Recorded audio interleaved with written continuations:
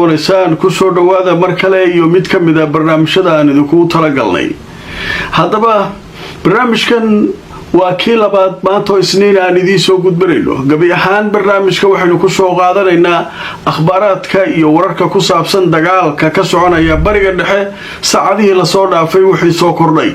تاريخ ضوا لحظة أبريل سنة كلا بكوني لحية لباتت برنامج كوحنا كم باللابينا ورك وجوين جورنا ويتصور عيون ليه إيران وحى نكت كسرتي mid ka mid maraakiibta halista badan ee ka dagaalamay bariga dhexe kaasoo la sheegay isagoo dhig la qabta lahayd inuu ka baxay oo uu cararay dhanka iyo badweynta Hindiya haddaba tafaasiisha ku saabsan markabkan iyo noociisa iyo waxa ku dhacay iyo sida ay wax u dhaceen waxa faahfaahintiisa goordhow qortay wakaaladda wararka ee la yiraahdo Anadolu haddaba wararkii ugu dambeeyay wakaaladdu waxay leedahay Iiraan waxay sheegtay in uu cararay oo isaga tagay markab Mareykanku leeyahay oo la yiraahdo USS Tripoli markii la helay la bartilmaameedsaday haddaba warbixintu way sii socotay waxa la sheegayaa sida Iiraan ay sheegtay maanta Isniina in la bartilmaameedsaday markabka dhinaca dagaalka ka qayb qaadanayay badda Mareykanka ee la USS Tripoli waxaana la sheegay in la helay mid ka mid ah gantaalaha halista badan ee biyaha ku socda ee ay ridayeen ciidanka ilaalada kacaanka Iiraan bayaan rasmi ah oo goordhow ay soo saareen ciidanka ilaalada kacaanka Iiraan waxay ku sheegeen in markabkaasi ay la heleen gantaal haddaba waxaa la sheegayaa markabkaasi inuu ka cararay gobolka isla markaana uu u baxsaday dhanka koonfureed ee badweynta Hindiya kadib markii weerarka uu la kulmay sida wararku ay sheegayaan marka sheeko cajiib ah horta soo baxday markabka waxaa la helaa lagu leeyahay gantaal biyaha dhexdooda looga tusiyay waa lagu dhuftay markabku markab ma aha kuwa diyaaradaha xambaara ma aha laakiin waa maraakiibta caadiga ee dagaalama ee badda loogu talagalay oo gantaalaha hurgufayo wax difaacayo waaye markii la isfarasaaray macalinka bahal hoosa loo taraarixiyay dhulka badda hoosteeda loo mariyay gantaal markii lagu dhuftaba waxay u cararaan badweynta Hindiya aagaan dhan way ka cararaan sida hadda hal markab oo diyaarada xambaara oo eeriyada ka dhow male mid baa soo dhunto baxrul carab ka yimaada haddana wuu cararaa marka halka waxa leeyahay maraakiibta Mareykanka qatarta ugu halista badan ku haysan nin la wareysanayo wuxuu yiri markabka sida loo galaa Mareykanka waxay leeyihiin muu soo maro Hormuz soo maray nin loogu tagaa badda cas iyo badweynta badda baxrul carab kale leeyahay lagu garaacay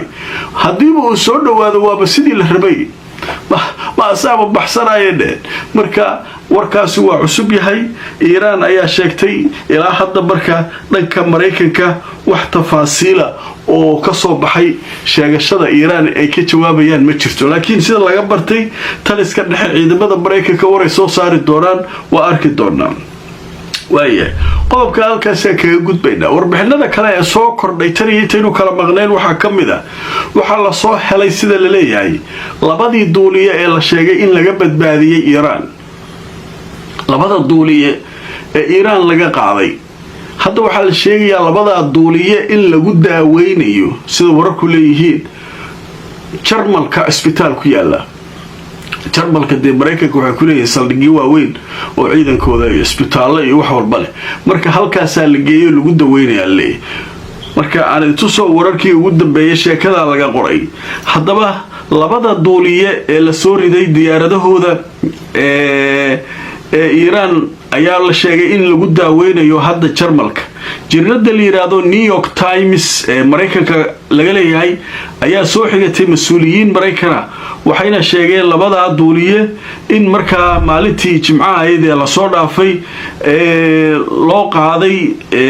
ilaaj ama daaweyn isbitaal military oo ku yaala dalka Jarmalka in halka lagu daweynayo oo dhibaatadii ay la kulmeen halka looga dabiibayo sida la leeyahay marka hawshaas iyaduna halkaas ay maraysaa waa wararkii cusba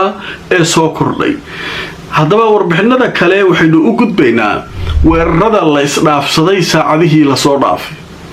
iyo khasaarihii weeraradii hore loo qaaday Israa'iil dhibaatada ay la kulmayso ayaa hadda galaynaa.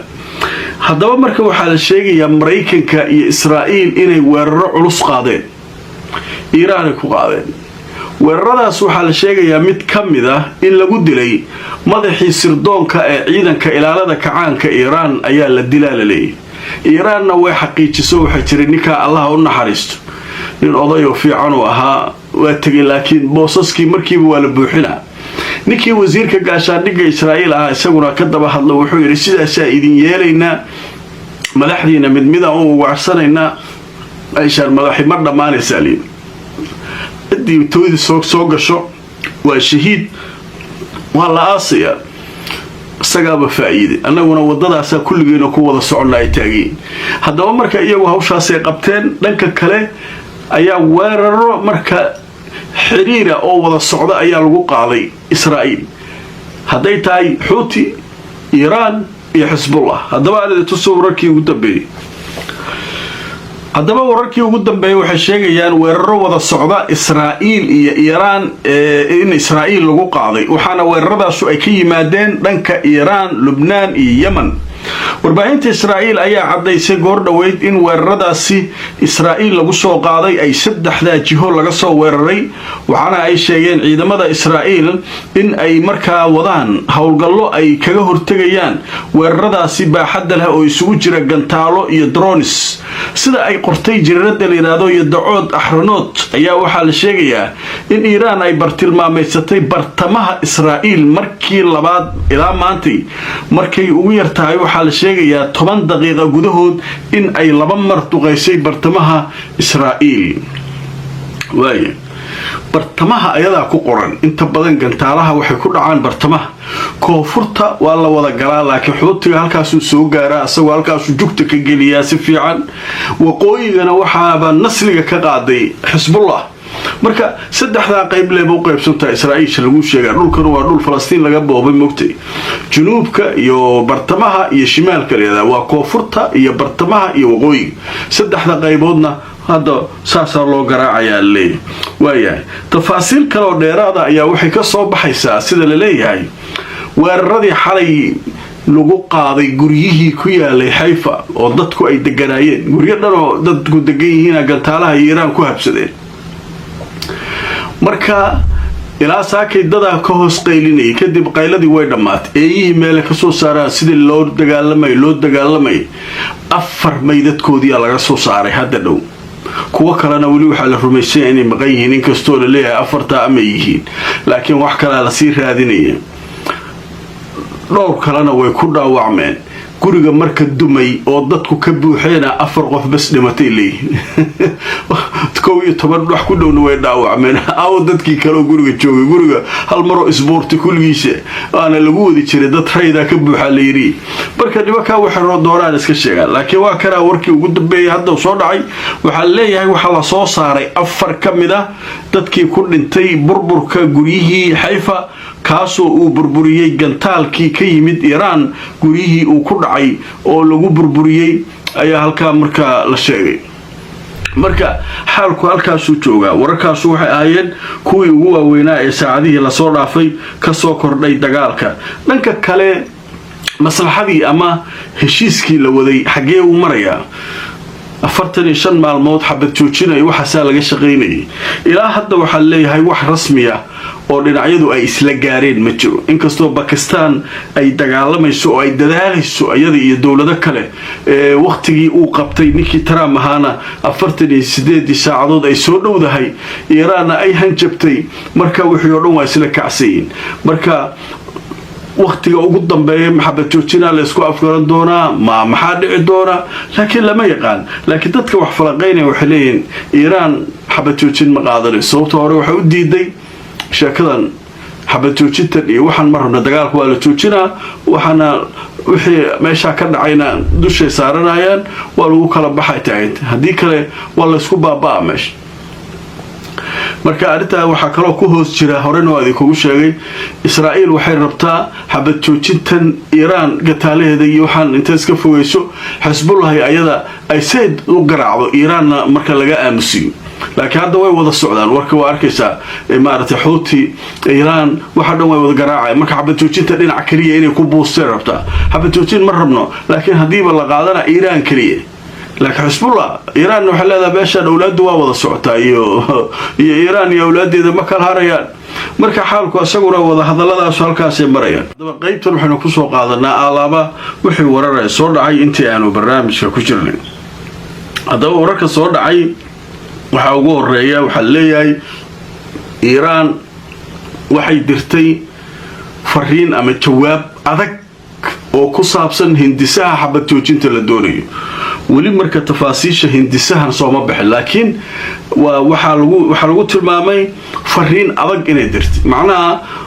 waxaan saan isana xabad joojin iyo lagu galayaa heshiis maahane wax jilcil canaana ma dirina leey inkastoo marka ay soo warbixinta ay soo bixi doonto dhanka kale Trump ayaa caadadiisi waxa ay iska soo qorqoray wuxuu yiri bil ka hor Iran kulaha awood weyn bay lahayd laakiin kulaha maantay awood ma laha soo mar hormus awood ma la iyo kan odaga wuxuu rabo iska qoraa boogtay waxyaabo oo aan xataa aqli gal ahayn Iran hadii si awood lahayn may nabad qaadato ma iska cararto is dhiibto gacmaha taagto waxaas wax aqliga diidayo waay marka nimanka baata markabkiisa jugta ka galiyay nimankaas baa marka ninkan wuxuu rabo iska qoraa marka warbixinadaas waxa leeyahay waa kuwii ugu waaweynaa ee xaaladda dagaalka ku soo kordhay inta aanu barnaamijka ku jirnay la gareeyo oo shargareeya ku xirnaa mar walba barnaamijyada xaqiiqda ku salaysan inagoo mar walba idin la wadaagna macluumaadka iyo wararka soo gudbino halka ay ka yimaadaan haddaad nagu cusub tahay subscribe ka iloobi YouTube-ka si aad noogu soo biirto barnaamijyada